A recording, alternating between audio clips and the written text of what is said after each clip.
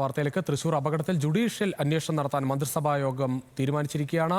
മരിച്ചവരുടെ കുടുംബങ്ങൾക്ക് 14 ലക്ഷം രൂപ നഷ്ടപരിഹാരം നൽകും. പരിക്കേറ്റവർക്ക് 2 ലക്ഷം രൂപയും നഷ്ടപരിഹാരമായി നൽകും. പരിക്കേറ്റവർക്ക് ചികിത്സ സൗജന്യമായി ഉറപ്പാക്കും. വിശദാംശങ്ങളുമായി അർജുൻ രാജ് ചേരുന്നു തിരുവനന്തപുരത്ത് നിന്ന്. അർജുൻ, എന്തായാലും വളരെ നിർണായകമായ ഒരു യോഗമാണ്. ഈ മരണപ്പെട്ട ആളുകളുടെ കുടുംബാംഗങ്ങൾക്ക് 14 ലക്ഷം രൂപ നൽകുമെന്ന് തീരുമാനിക്കുന്നു. അതോടൊപ്പം ഈ സംഭവം അന്വേഷിക്കാൻ ജുഡീഷ്യൽ അന്വേഷണം തന്നെ പ്രഖ്യാപിക്കുകയാണ് സർക്കാർ.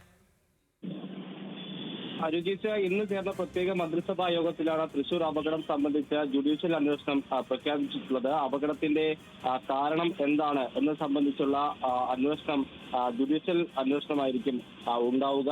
അത് മന്ത്രിസഭാ യോഗത്തിൽ തീരുമാനമായിട്ടുണ്ട്. അതിനോടൊപ്പം തന്നെ ഈ ദുരന്തത്തിൽ മരിച്ചവരുടെ കുടുംബത്തിന് 14 ലക്ഷം രൂപ നൽകാനും പ്രത്യേക മന്ത്രിസഭാ യോഗത്തിൽ തീരുമാനമായി. പരിക്കേറ്റവരുടെ കുടുംബങ്ങൾക്ക് പരിക്കേറ്റവരുടെ ചികിത്സയ്ക്ക് അടക്കം 2 ലക്ഷം രൂപ സഹായം അനുവദിച്ചിട്ടുണ്ട്. 10 ലക്ഷം രൂപ മുഖ്യമന്ത്രിയുടെ ദുരിതാശ്വാസ നിധിയിൽ നിന്നാണ് മരിച്ചവരുടെ കുടുംബങ്ങൾക്ക് നൽകുക. 4 ലക്ഷം രൂപ ദുരന്ത നിവാരണ നിധിയിൽ നിന്നും നൽകും. അങ്ങനെ 14 ലക്ഷം രൂപ മരിച്ചവരുടെ കുടുംബാംഗങ്ങൾക്ക് നൽകാൻ തീരുമാനിച്ചിരിക്കുന്നു. 2 ലക്ഷം രൂപ പരിക്കേറ്റവർക്കും നൽകാൻ തീരുമാനിച്ചു. അതിനോടൊപ്പം തന്നെ ഈ അപകടത്തിന്റെ കാരണം ജുഡീഷ്യൽ അന്വേഷണം നടത്താനും മന്ത്രിസഭാ യോഗത്തിൽ തീരുമാനിച്ചിരിക്കുകയാണ്.